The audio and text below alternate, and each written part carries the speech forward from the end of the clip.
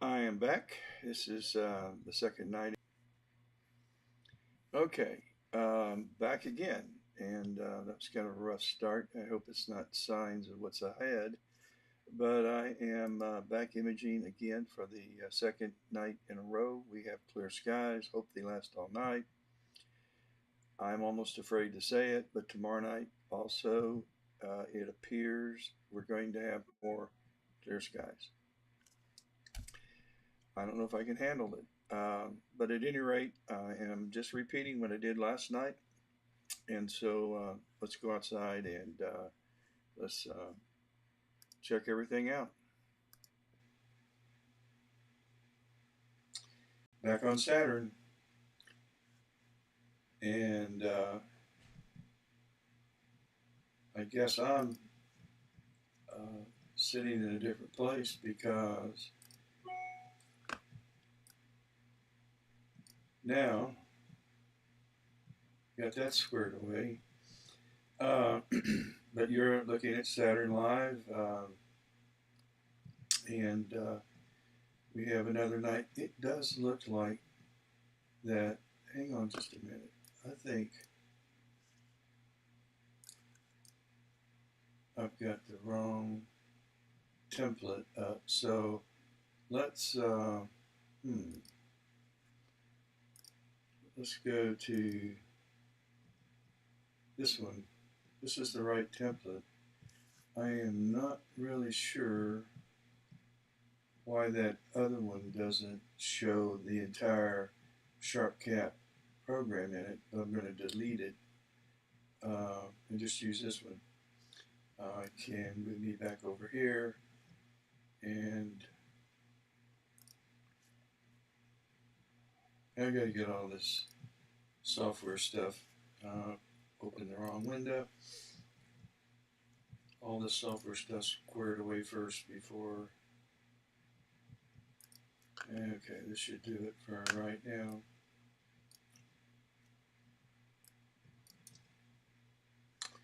All right. And I don't need the built-in microphone. We're going to have echo. So we're on the road. That looks good. All right, that looks good. Or does it look good? Okay. All right.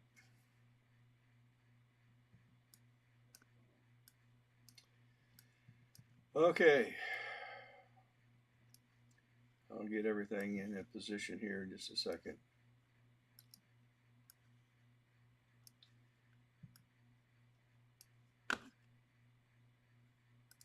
Okay, so I think I'm done with that. But we are looking at obviously Saturn, and it's a live view. And I'm also on the other kit. I am imaging the Cave Nebula SH2-155. Last night I was able to get about 7 hours and 40 minutes worth of HA, O3 and S2, and tonight I'm going to do the same thing. So it's a faint signal that I'm getting at 240 seconds at f 4.9, but I think with 15 plus hours of exposure time, ought to be able to get some nice color. I'll get around to processing it over the next few days.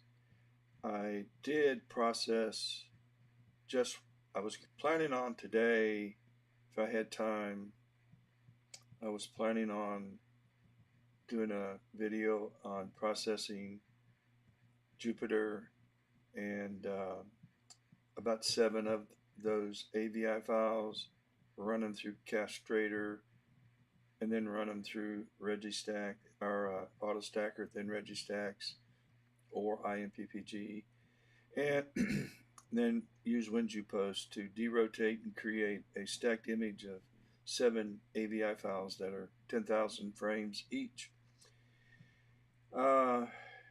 but I didn't get to it. I was busy with work, other things I had to get done. So I will do that. I've already done one, but this is the time of year when a lot of folks are doing planetary imaging, and WinJuPost admittedly is a bit of a struggle to get acclimated to. Um, and heretofore, there haven't been a lot of YouTube videos on how to use WinJuPost, and mine's buried down somewhere in videos I've done 2 years ago, maybe 3 years ago. So I'm going to do another one, and also have some new tweaks, some tips on using WinJuPost that I just didn't know 3 years ago. And that's one thing about doing these YouTube videos. The software changes, and what you did, you no longer do. And videos you made are no longer recommended. And so it would be a good idea to delete those. But that's hard to do. It's hard to know exactly what's in each of the videos without watching them all. And I hate watching me. So I could just start from scratch. I am not, by the way, I am 79 years old. I'm not interested in figuring out how to make a living on YouTube. That business was good to me over the years, and my wife and I enjoy retirement. But I love this hobby and have since I started it. And what little I know, I don't mind sharing. And so that's what caused the YouTube videos. It's just a good platform for me to answer questions that people that I know in getting started in astronomy have asked over the past few years. And so that's why I do this. And I'm going to image anyway, so with just a little bit of a deep dive into how to use, well, I really still don't know how to use this streaming software. I don't use the YouTube. I use Ecamm streaming software because it's easy to get started with. You can watch one video on how to use it, and then you can do streaming immediately after. Albeit I do have all these screw ups during a stream, but like maybe no sound for the first hour and stuff like that. But it's only because I don't pay attention to all the details before I start. I just start and then try to figure it out as I go. That's bad. But so we are getting, I don't know how guiding's going. We're at 0.50 RMS. That's decent. That's good. It's not decent. That for me, anytime I'm under a 1.0, I do a happy dance, because when you have your RA and your deck RMS pretty close in value, then your stars are round. Right ascension represents one movement of the mount. Declination reflects on another movement of the mount that's opposite. Not opposite, but perpendicular to it.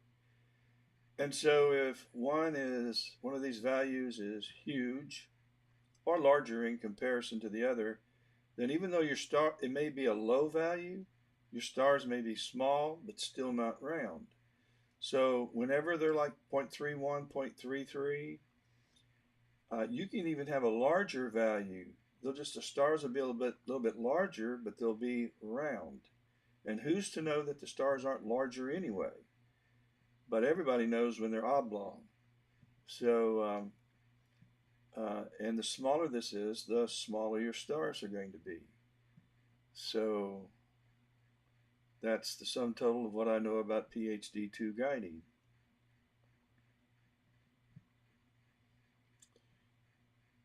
And that's it. So let's go back to Saturn, because that's what I like to watch. I'm assuming that's what others like to watch. And I am currently using a capture area of 488 pixels by 488 pixels, very small. And I've also zoomed in 200%. This is a digital zoom, but the capture area is a real zoom. And so this is what I have. And the scene conditions pretty much look to be like they were last night. No worse, possibly better. And I will show you, I did process, I just took one file of Jupiter, the first capture of Jupiter, I took it, and I took the very first capture of Saturn. I don't know if that was during the better scene part of the night or not. I just took them. And I processed each one just to see if my focus was as good as I thought it might be or as bad as I figured it probably was.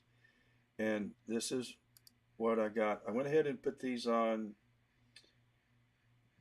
Facebook because Facebook fans, they don't know what a good Jupiter looks like. Since I don't have one, they think this is good. And so if they saw a real good image of Jupiter, they would realize that this is not in that category. But for me, given my talents with planetary processing and with my 8-inch limited optic and 2 times Pyramate, Teleview Pyramate, which gives me about 4,060 millimeter focal length. That is probably as good as I'll get.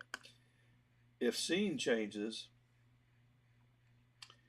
scene is the only thing that makes my images better.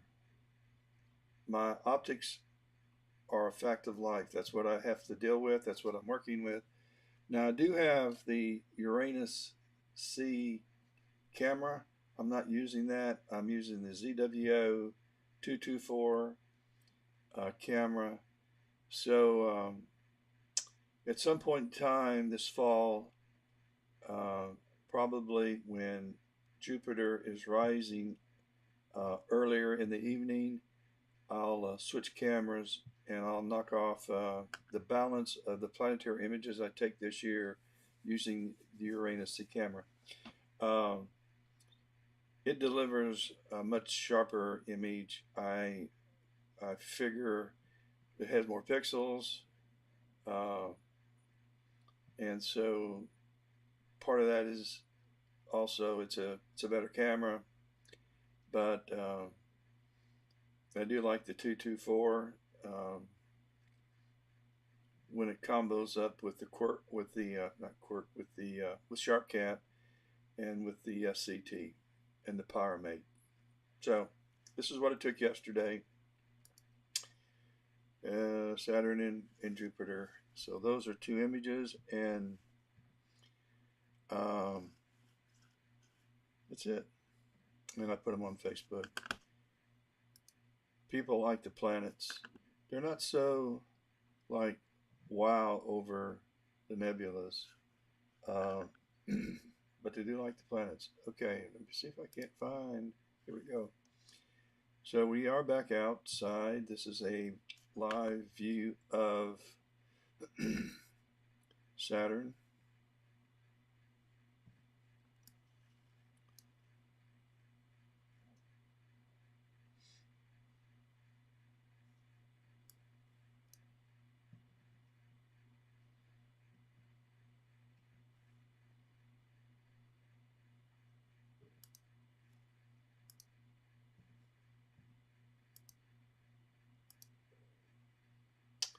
And I'm looking. Here we go.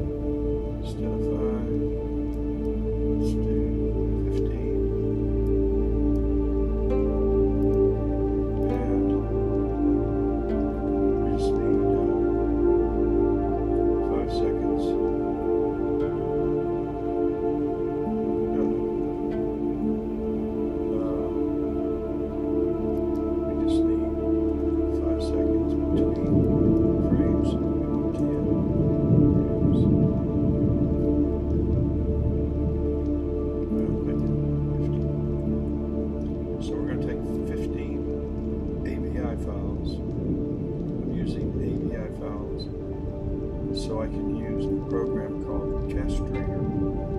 Terrible sounding software program, but it crops video.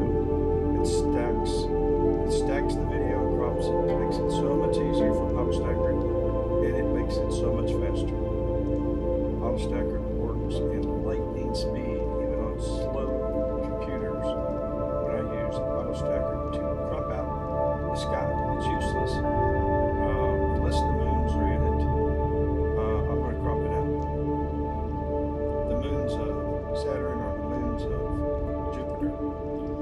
Unless they're there, well, the moons of Jupiter primarily, unless they're there, I'm going to crop it out. So, we're off. Let's start. Should I move that the recenter? Let's bring up this, and let's just keep it. And we'll start. We're just slightly off. That's fine. We'll crop out and center everything anyway. As long as it doesn't get close to the edge, I'm good.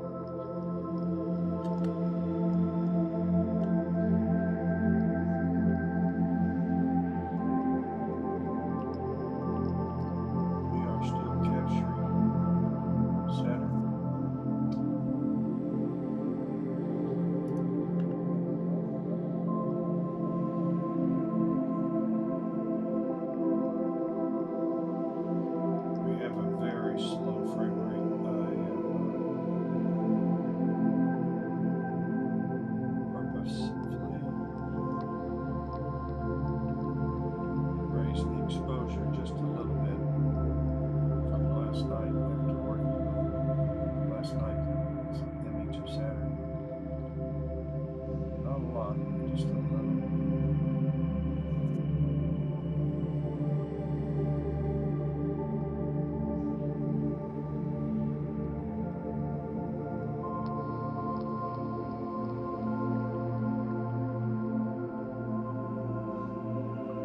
Jupiter's about 390 million miles away.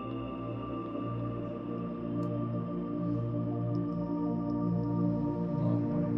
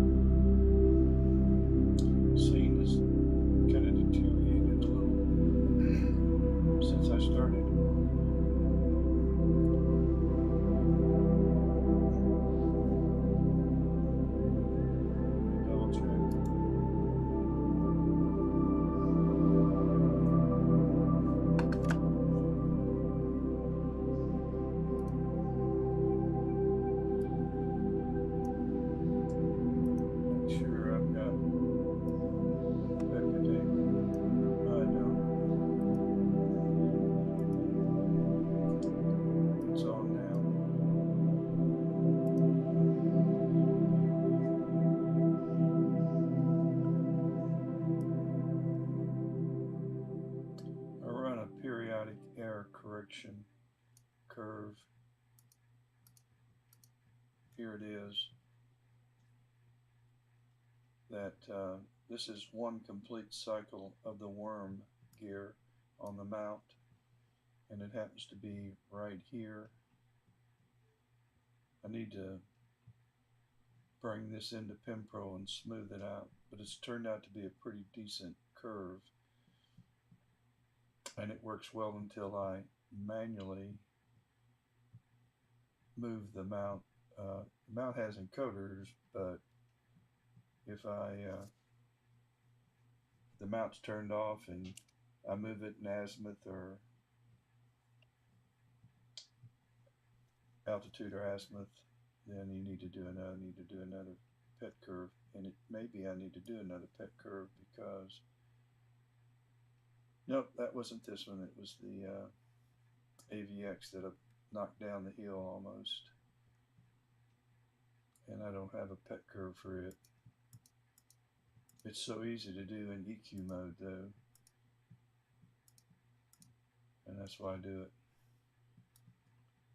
Nothing to it. You can do it while you're imaging, while you're guiding. I need to probably do a YouTube video on how to set up a pet curve with EQ mode, EQ ASCOT for all the new Skywatcher and Atlas Pro. Anyone that uses a Skywatcher manufactured mount or in Atlas Pro EQ AZ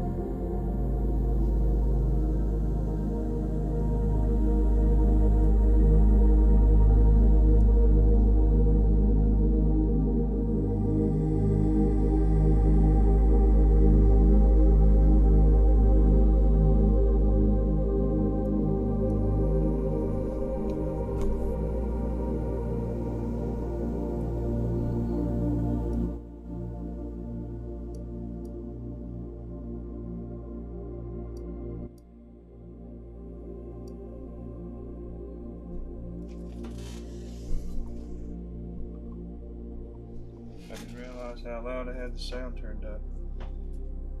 I had it down on my mic because I'm getting some echo feedback. Gosh, it's still loud. Sorry, guys.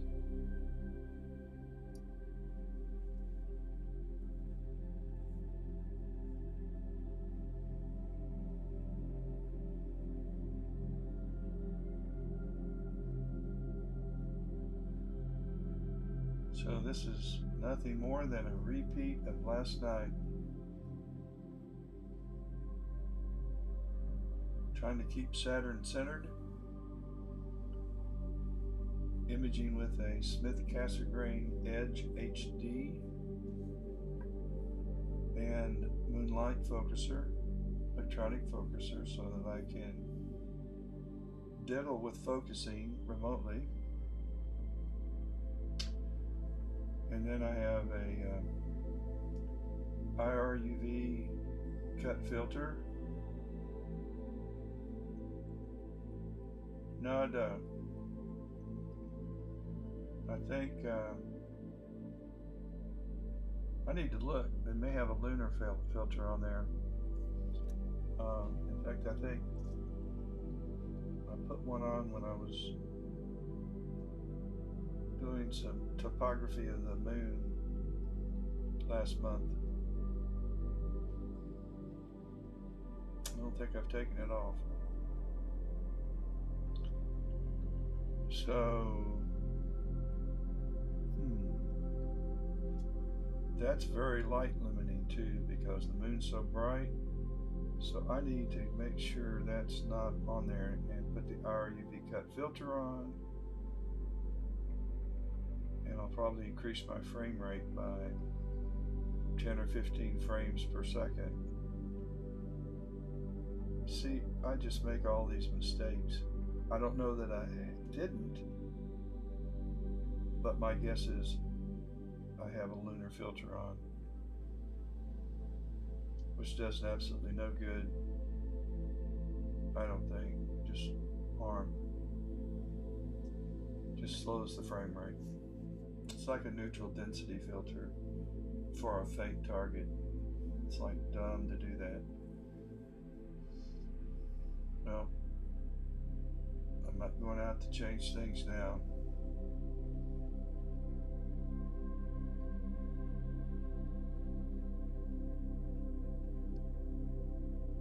Oh, some of those got real sharp looking. Judging from the scene conditions that I'm seeing, I'm probably only going to keep like 5% of the 3,000 frames, so 150 frames, and try to work with that. And I don't know if 5%, I don't know if I have, I don't know that I have that many frames in a 5% category that are good. But I was skeptical last night. I was afraid the moon was having not on Saturn but on Jupiter was having a larger effect than I could see.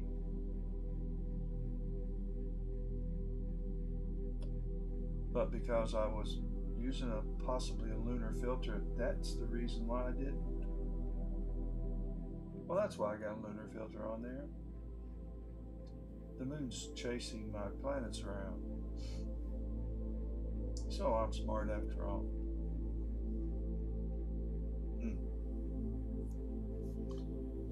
But I'm going to take it off. Let's go see where the moon is now. It might be getting close to, there it is. It's appeared. And it was less than 2 degrees.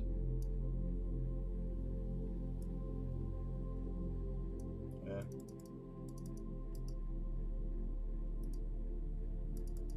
I don't want to stop it. Stop it. Stop it.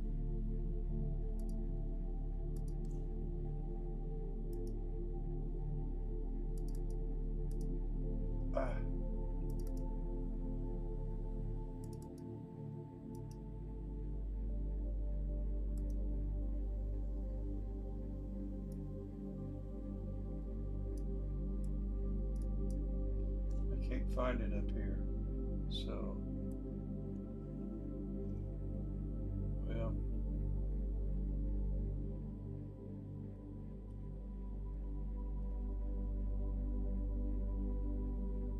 it's 94 degrees from Deneb.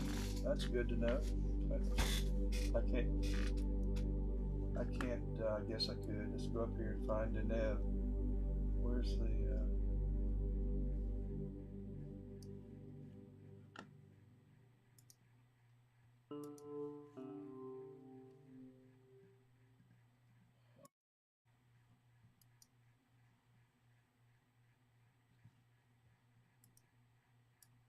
there we go. Okay, we're 14 degrees from Jupiter. Will be 14 degrees from the moon most of the night. It was 2 degrees last night, so I really don't need that lunar filter on it. I didn't know and it may not be on it. So back out. We're at 58 HA exposures. I got 40 each last night, and it's looking good.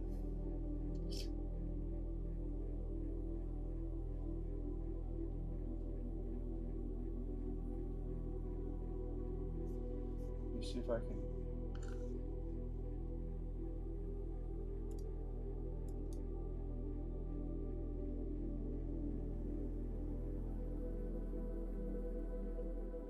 PhD wants to correct that error.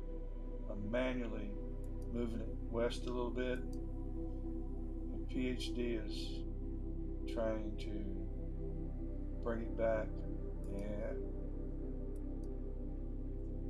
I need to stop it, but I won't. If I do it several times, I can pull it off. We did stop capturing, or I wouldn't be doing this. So far we have, oh heck, I forgot to, another rookie mistake. Let's go to File, Sharp Gap Settings.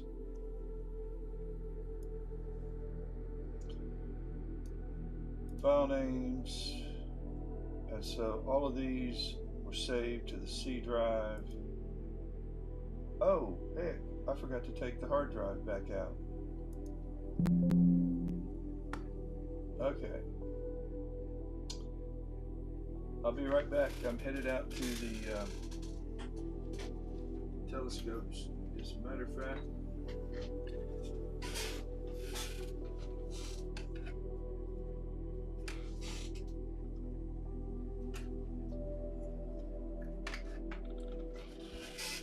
this is is that in there? Can you see this? Yeah, this is the hard drive. It kind of fits in my hand like that. It is a 3 terabyte hard drive, I think. No, this is 2 terabyte. The scan disk is a 3 terabyte little tiny drive like this. All right, I'm gonna go plug this into the SCT and I'll be right back.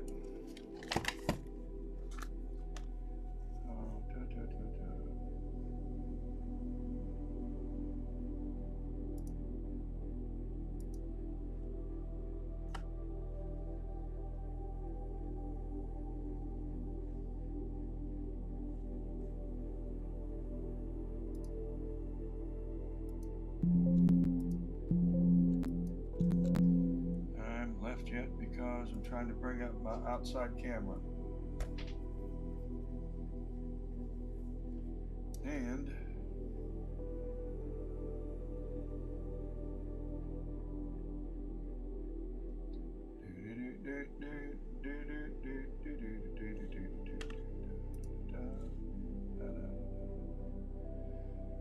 oh, come on. All right, we need to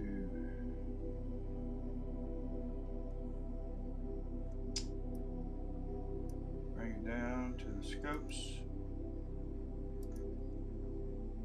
And we need to turn the lights on.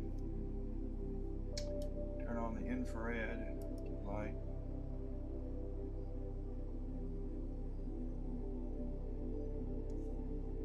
Boy, Wi-Fi is slow tonight.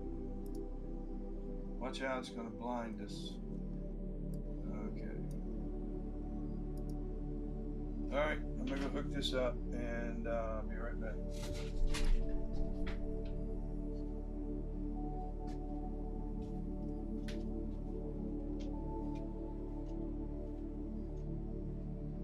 Be right back, Chucky.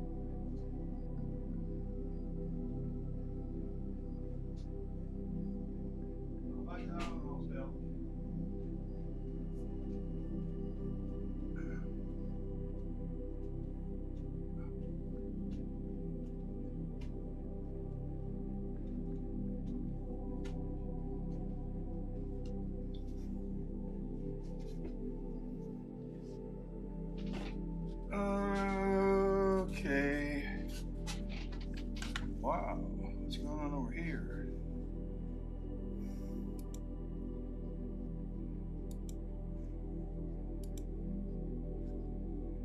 All right, let's turn this off.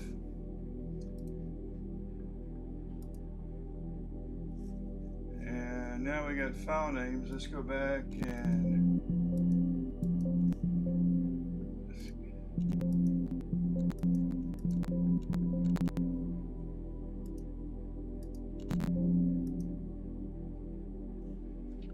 alright, let's try opening it again.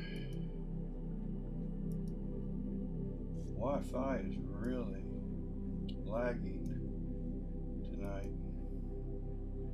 And so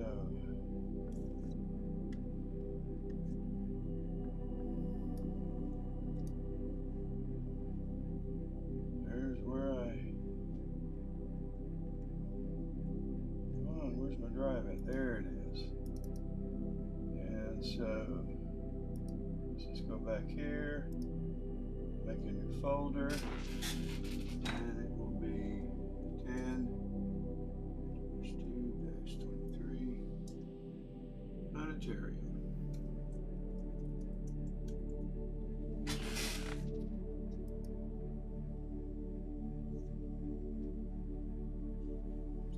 Okay, always apply. And let's try to bump this mount.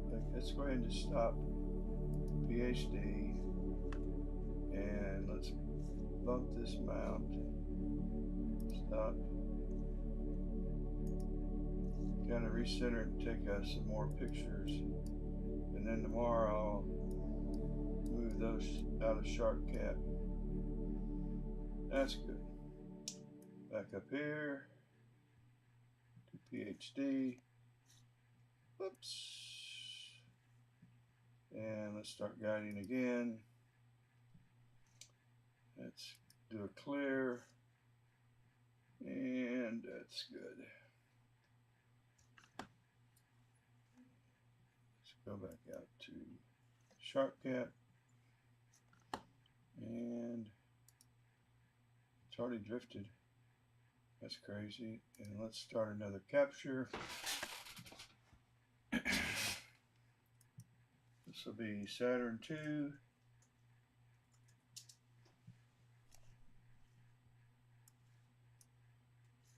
And we'll keep everything the same. So here we go. Another 15. Saturn 2.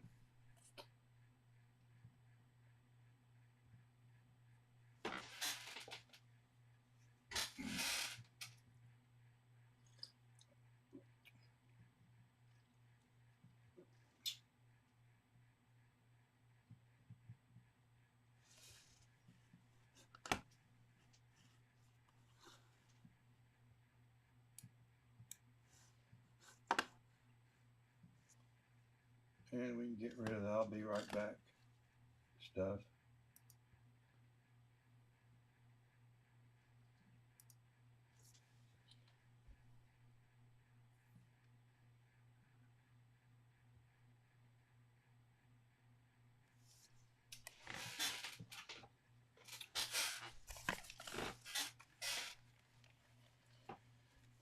Okay.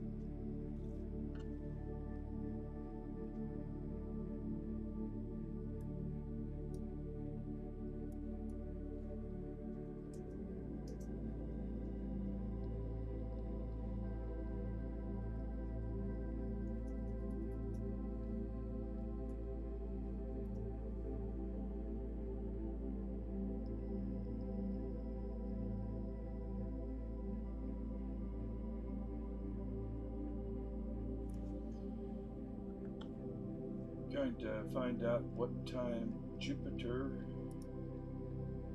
is going to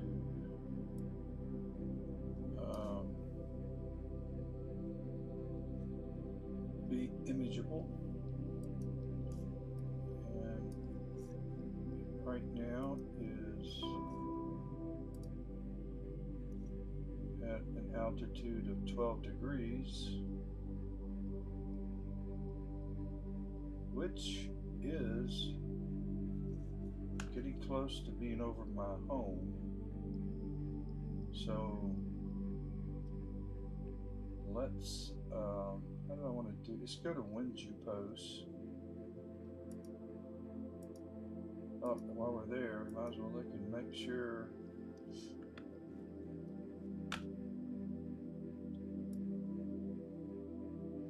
We're at 61, shooting for 80. So we have 19 left to go in HA. And we have 6 hours and 32 minutes of imaging time left. And if I remember, last night it transited at 11:44. So it'll be in that neighborhood. It'll be a little different. Let's see. Transit's at 11:40. So that's good.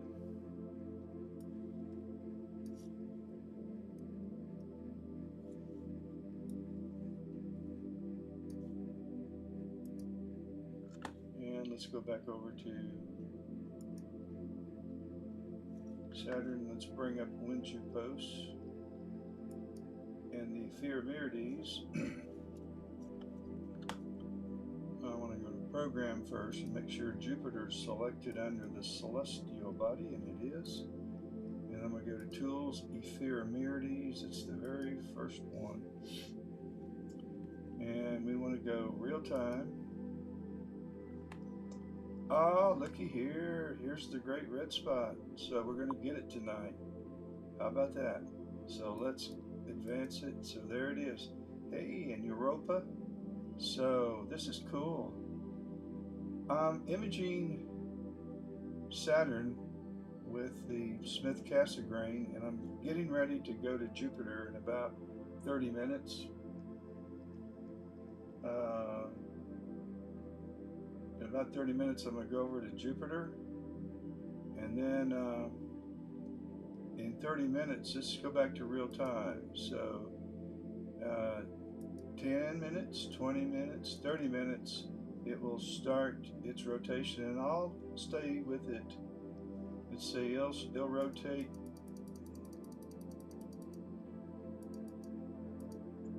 And so we're going to get the rotation plus Europa, the moon shadow on. No, there won't be a moon shadow. Darn. And it will, at 1 o'clock, it will leave the face of Jupiter and go to the far side. So I'll catch it for a while. I'm not going to stay up that late. I've got to get up real early in the morning. So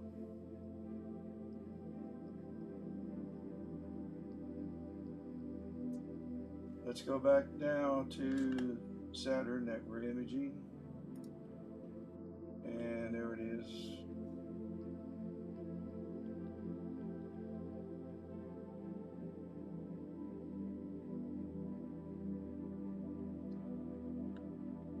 So we got Saturn with this one.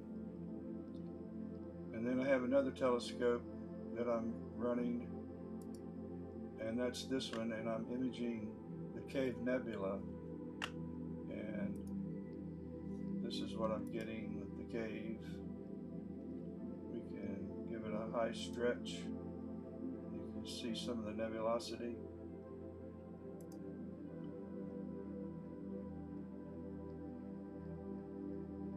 And we'll go back to a low stretch and back to Saturn.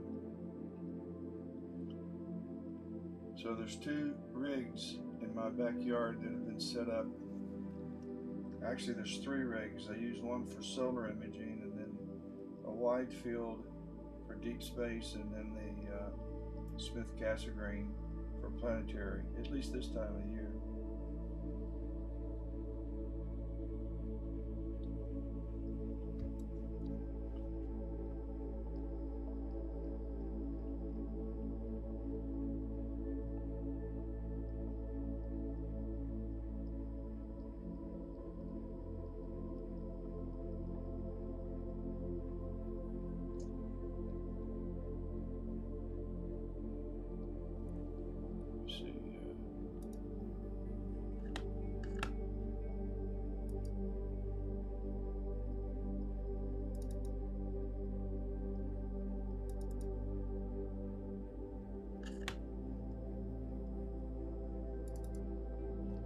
Here are the,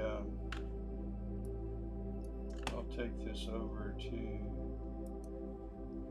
here are distances that I refer to.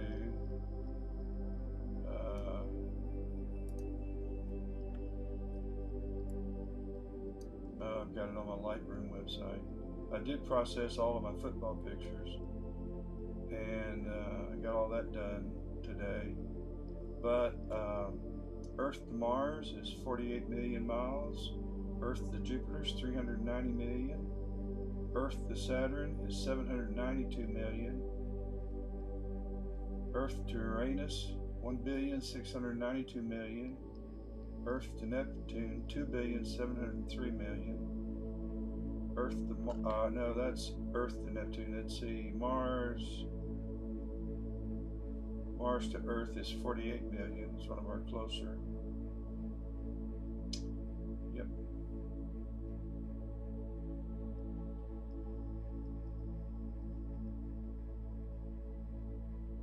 Yeah, you'll see Venus in the morning, and it's also the evening star, although it's a planet. You sure do.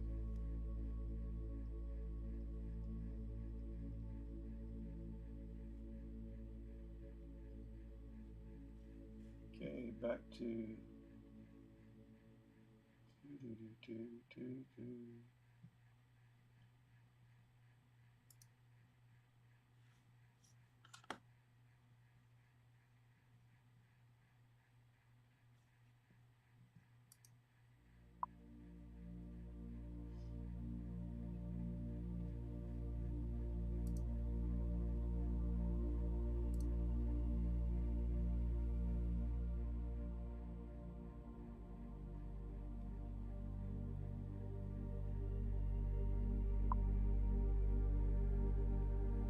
I wonder if I can spot Jupiter over my house.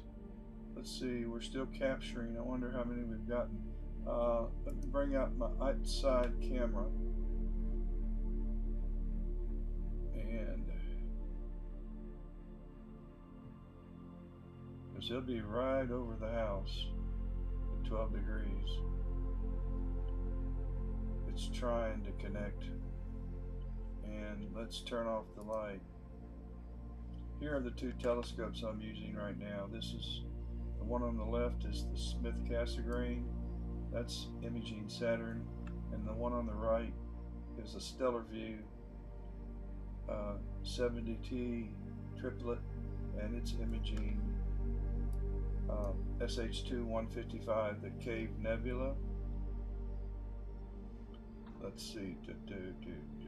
We want to get rid of the light.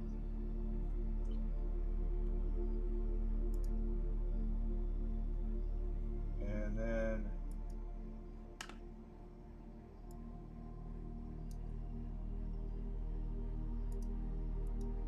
we'll bring up some controls.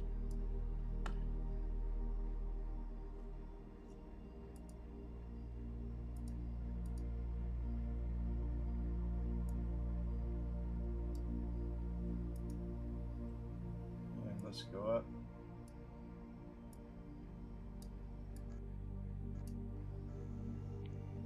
Over this way, and this is Jupiter would be, there it is. there should be, yeah, I can see it now. So as soon, but there's the moon. So I've got Jupiter and I have the moon. Yikes. And then Saturn is way over here. I passed it. Here's Saturn up here. Okay, so if my camera can see Jupiter, it's just about 3 feet higher than my telescope. Then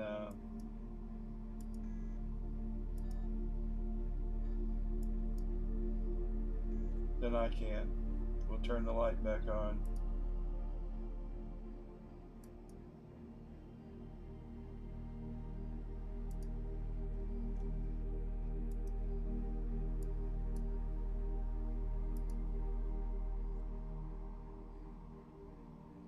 It's gonna blind you. A shot of infrared. Camera's mounted on the fence.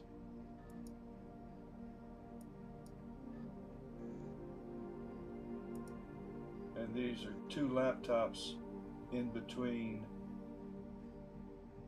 These are 2 piers, and then piers are have a metal table that connects them that I set the laptops on. And then I sit on this brick wall behind it, so it serves as a chair. I just have a towel thrown over. Each telescope has its own laptop, and I'm connected to each of the laptops using Wi-Fi. And so this is one of the laptops that I'm connected to, and this is the other one. And so that's kind of how I'm able to control it. But I need to turn off this noise coming from outside. Just turn off those cameras. So we're still capturing.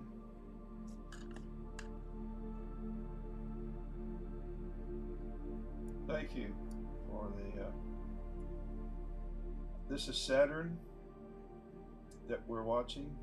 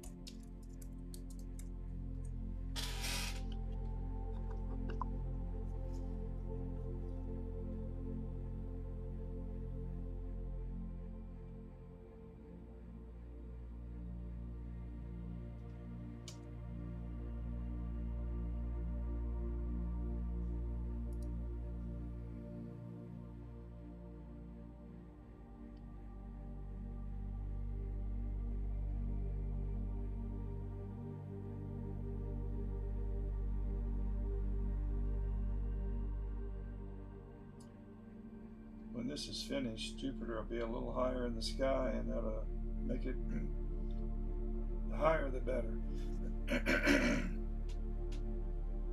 But you could see the moon right behind it.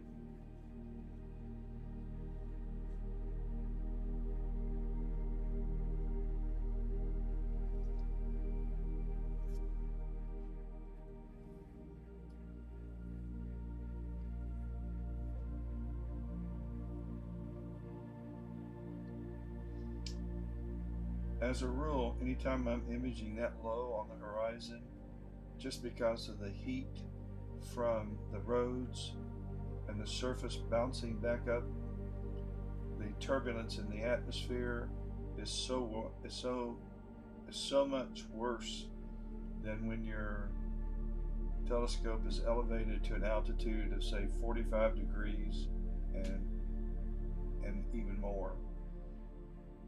The more up your telescope is shooting, the fewer atmospheres that you're shooting through.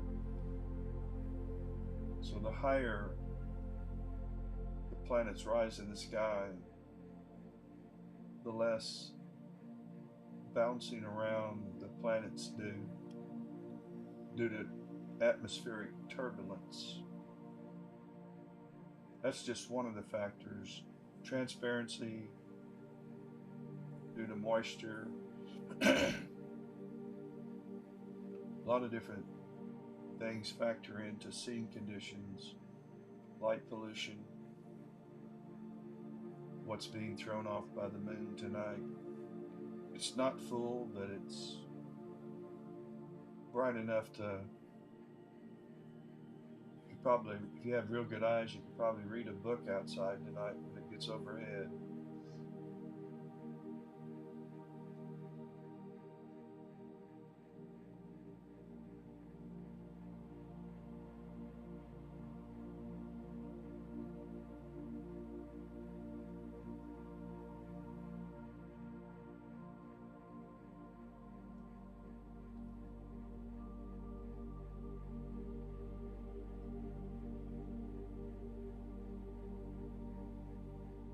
I want to see how many I have left after this one finishes.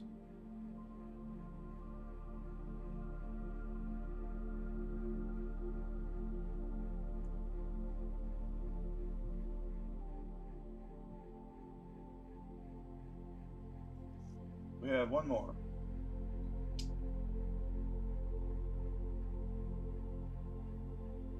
And then we'll head to Jupiter.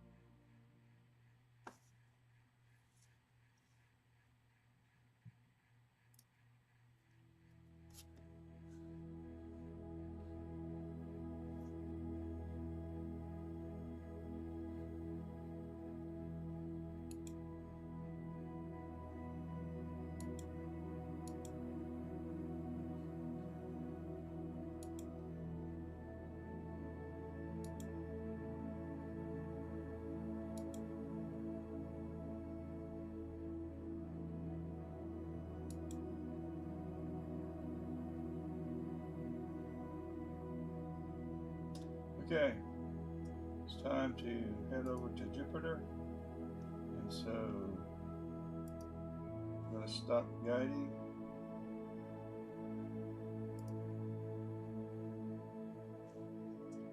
And bring up my Planetary software.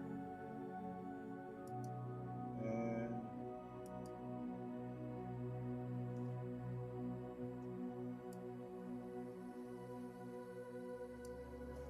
we're way over here on the right, and we're going to head over to Jupiter, and I'm going to slew over there. So there goes the scope.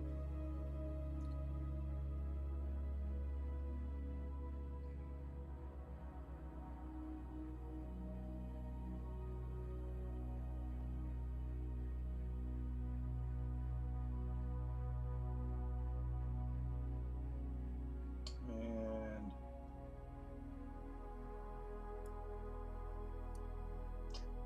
has found Jupiter, and let's see how close we are. And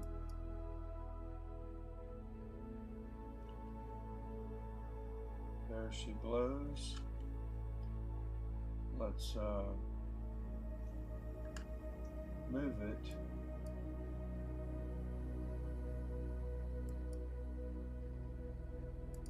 We need to change the speed of the sun to 2 times sidereal. Or we'll never get there. Let's see. North, I think, moves it. Oh, wrong way.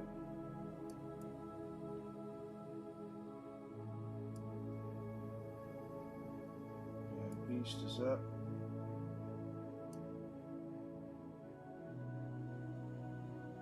And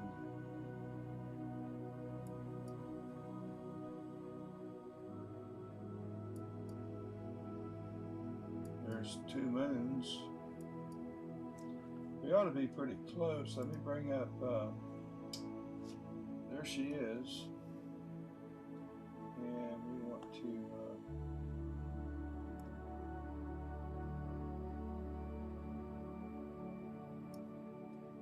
drop this down.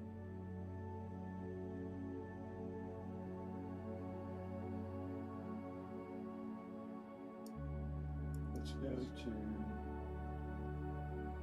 10 milliseconds, and then we need to move east.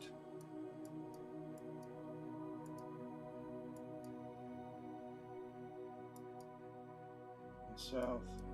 No, north. And maybe south. Let's make sure our reticle's centered.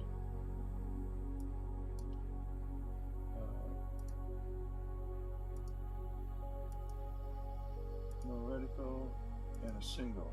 Oh, we got a lot way off. Let's see. And come back and south a tad.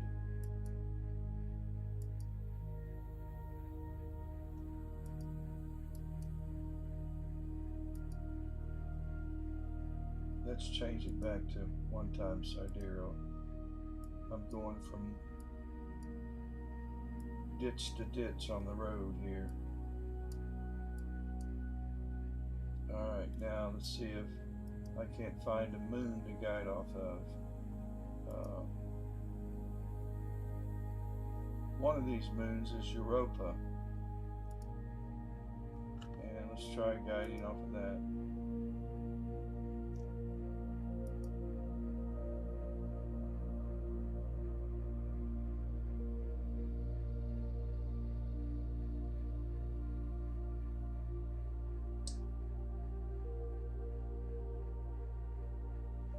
It isn't great, but it'll kind of keep, if I leave it to go do something, it's not going to walk off the page. Alright, let's go up and start a capture session. And we already know you can't really make it out, but we've got the great red spot right here. And that's where it is, and it's let's get real time. This is where it is on this depiction, and we're looking at exactly that here. And so we're going to begin this capture. Let's take 8,000 frames, and let's take 25 with 5-minute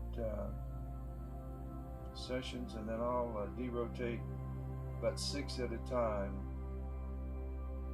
and or maybe not derotate and do a time lapse. We'll see. Here we go. May do it.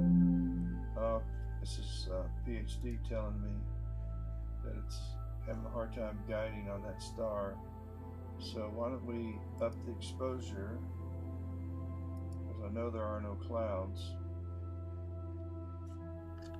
The signal to noise is 168.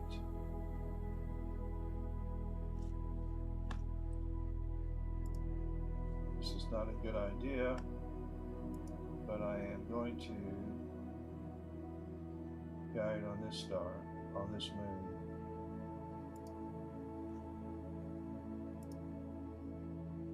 No, not on Jupiter. Stop, stop.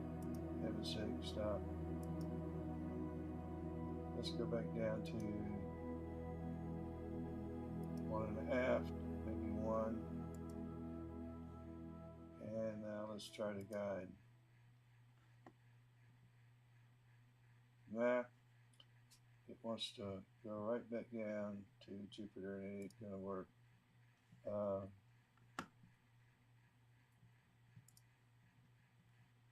Try one more time. Let's go back down to this one, where we were.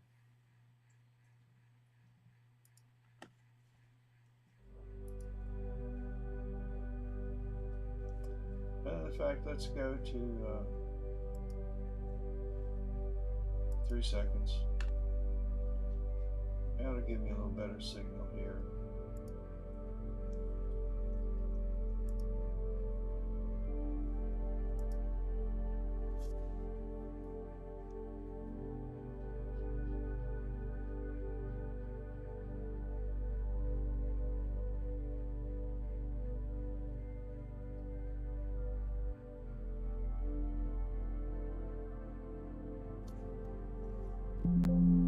That's not gonna work. Let's see if PhD can find something out here.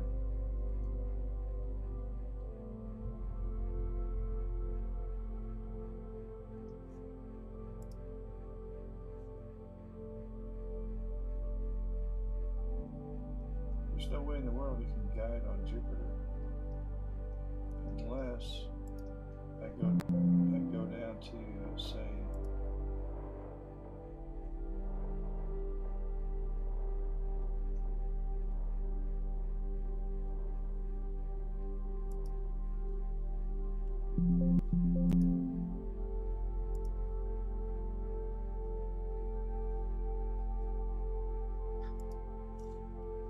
I know. Wonder where Jupiter is over here. Here, take a look. Have we lost it altogether?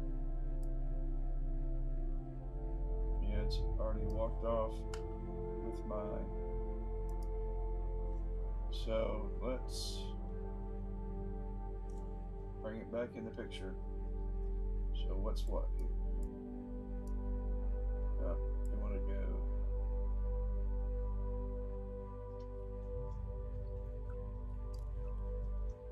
Okay, what do I do here?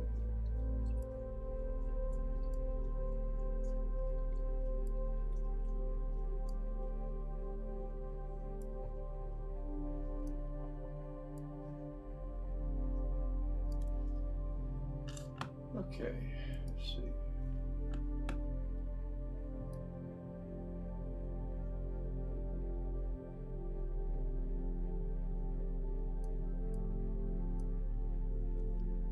Wow, the scene is just not so good right now.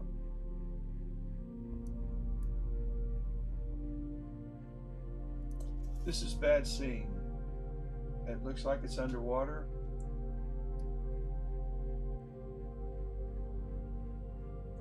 It's really not worth imaging. We'll see if it settles down.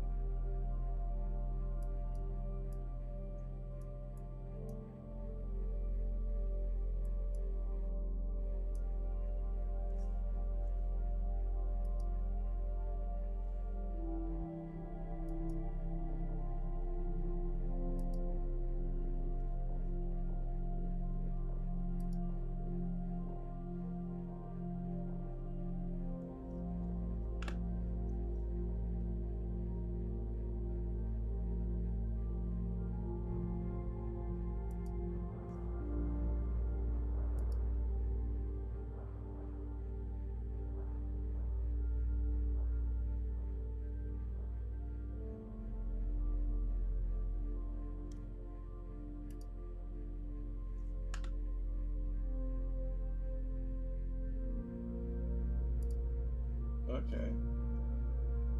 So I'm going to have to stop everything. Cancel. I didn't even change. This will be Jupiter. And we're going to start capture. Start capture. We're going to take 8,000 frames. Let's just take 10 of them. And I'll derotate those. Heck with the time lapse. Scene's just not. It's a little bit better. It isn't a lot better.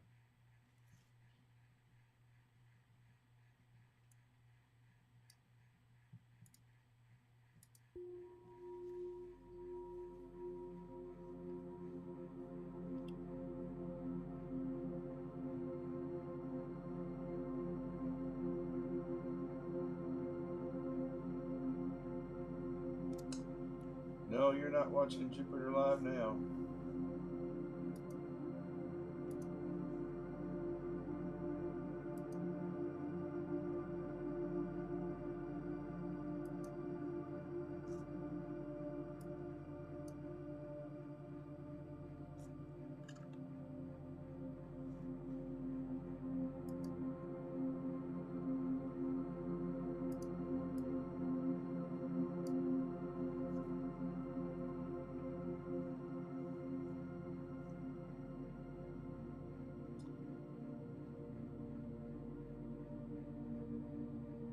Jupiter makes a complete rotation about every 9 hours.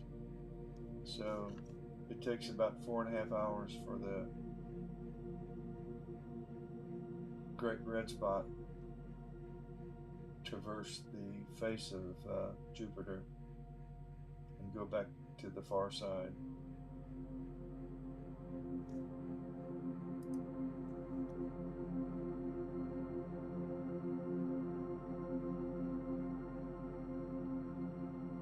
Yeah, scene conditions are not good now. And I almost didn't process the, I processed one each last night, and I showed it earlier today, or tonight, but here are the images I took yesterday. This is one, this is what Saturn looks like, and this is Jupiter. So last night, I took, I don't know how many I took of Saturn or how many I took of, I didn't take nearly as many of Jupiter.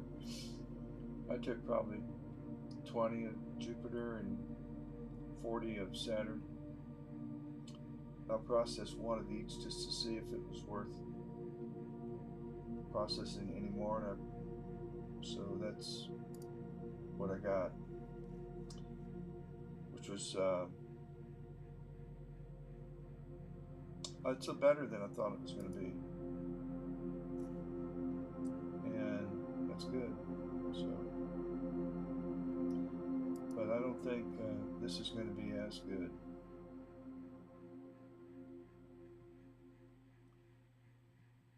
Yeah, it is bad, Bill. How you doing? Bill Blanchard is a fixed insight guru, and if you use fixed insight,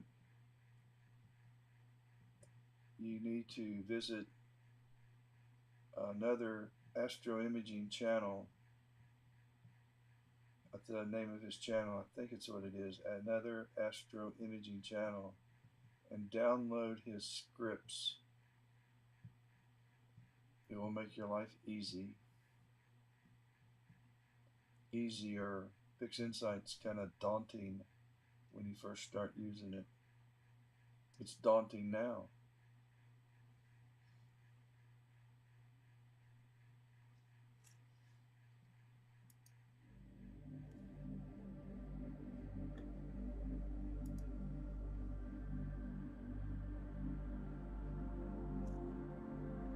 But Bill, if you're still on the Great Red Spot, tonight's the time to do it, because right now the Great Red Spot's right here, and Europa is throwing a shadow on The sun's over here to the left, or up here to the left in this area, and it's throwing a shadow.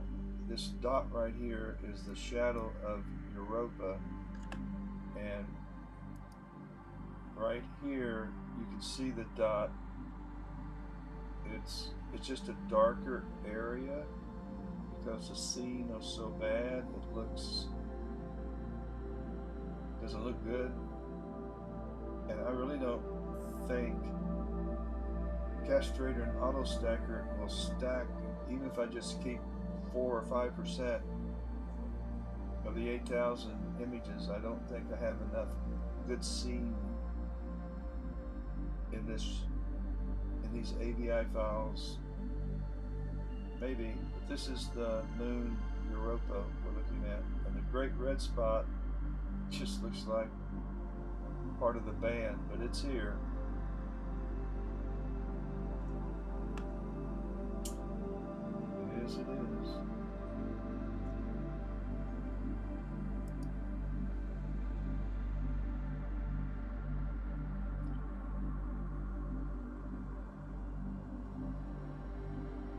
I'll put a link. I don't know if when I come back and make a template for this video, probably tomorrow, I'll put a link to Bill Blanchard's website. You need to be familiar with that if you're a PixInsight user.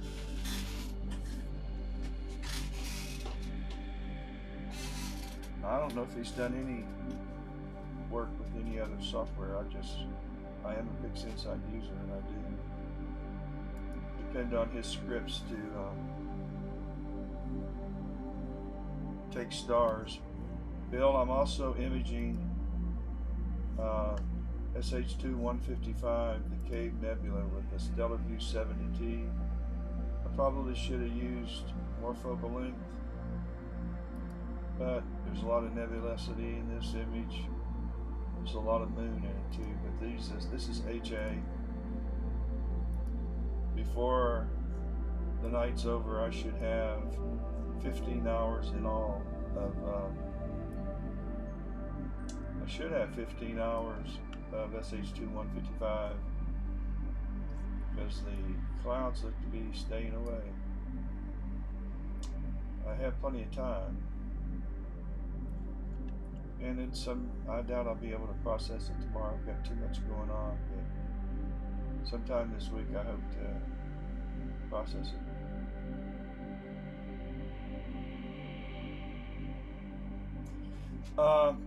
Scene doesn't forecast looking better. It's the same, but I'm so low on the horizon.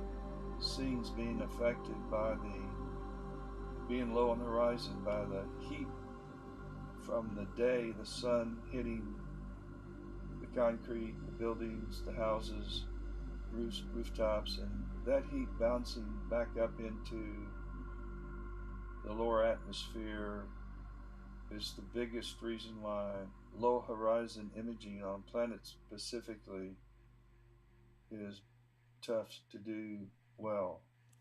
But I have nothing else to do, and so I'm imaging them.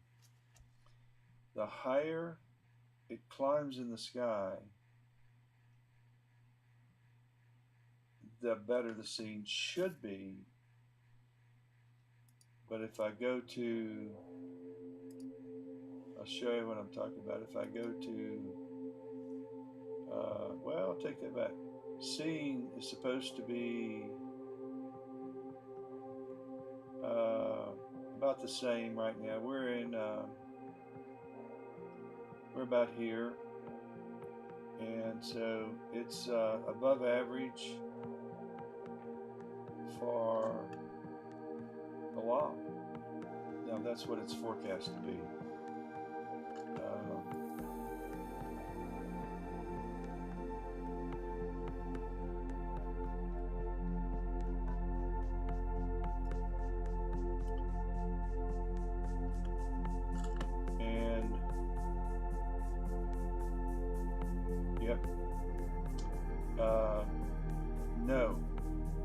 atmospheric is a much better presenter of what's really going to happen. So 10, 11, and 12 seen is not going to be as good as it's been. But for my neck of the woods, that's when Jupiter's kind of low in the sky. But all night long it's going to be kind of a, yeah, it's not going to be good. And that's from my home right here in Spartanburg, South Carolina. So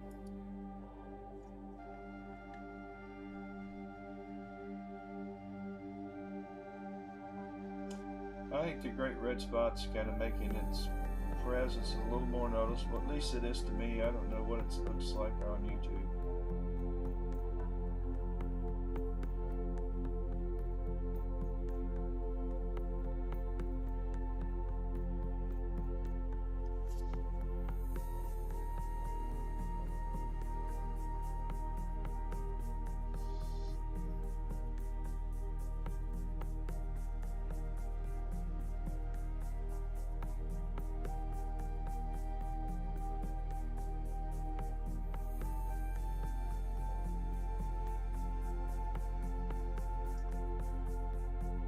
Hello, Jerry King. Welcome, David Smith. Hello to you guys if you're still watching. And Cindy Lancaster.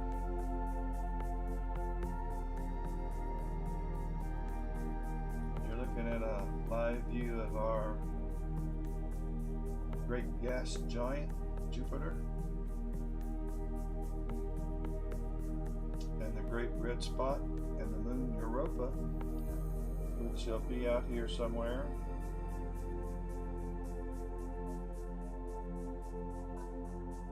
And here's the shadow, this dark spot is the shadow of that moon because the sun's over here in this direction hitting Jupiter.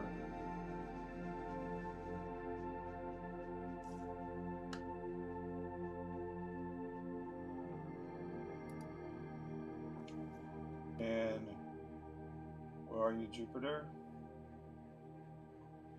Jupiter's 390 million miles, and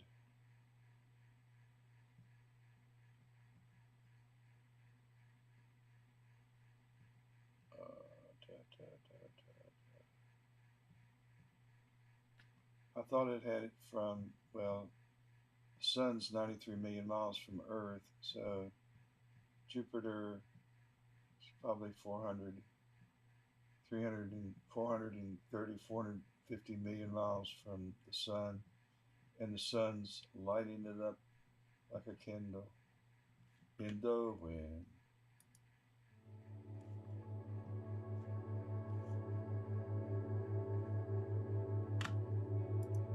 Oh, wrong page. Where am I? Here we go.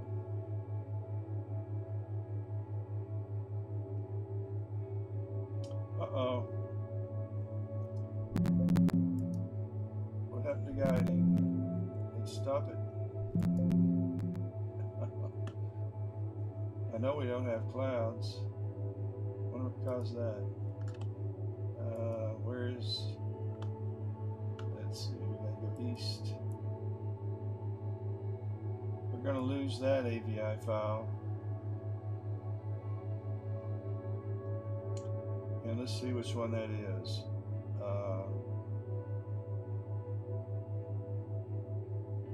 We just finished, so that was the last AVI file.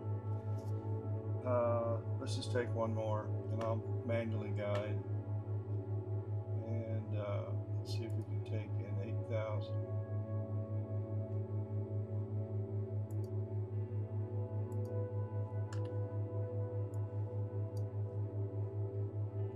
I'll take two more. And I'll just manually bump this mount. Keep it centered.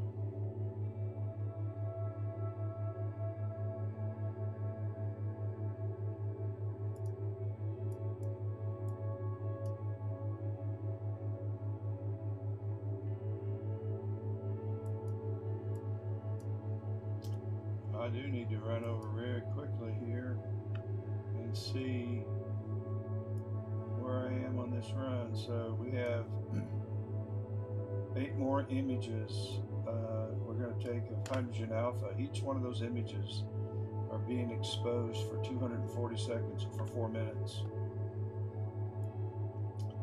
So there's 80 images of HA almost in the can at 4 minutes each. So when you add up the total exposure time for each of these bands of light, there'll be about 15, close to 16 hours that I will have invested into the one image. But it'll turn out, in spite of the moon. And speaking of that, I need to get back.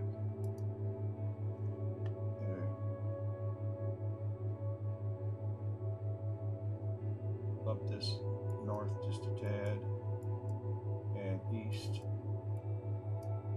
to help auto stacker down, castrator.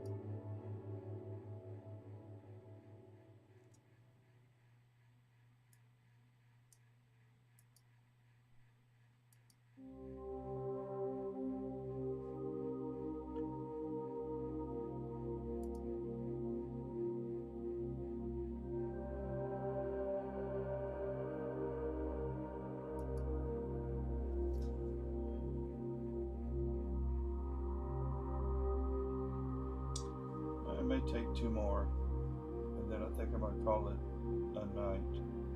The seeing conditions are terrible.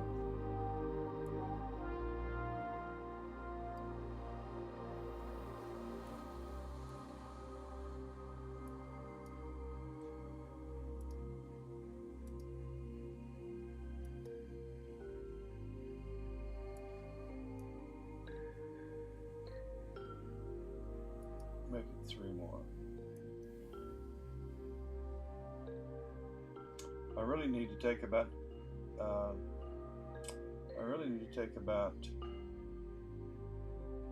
10,000, 15,000 frames with this bad scene and keep about 4 or 5% of those.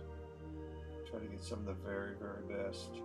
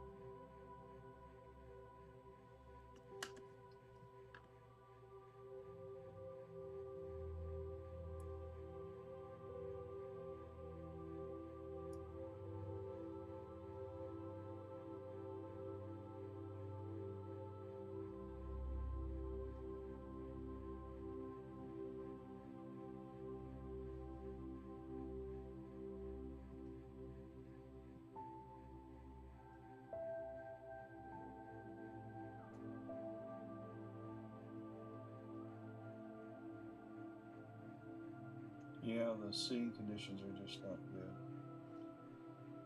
So I think this is the last one.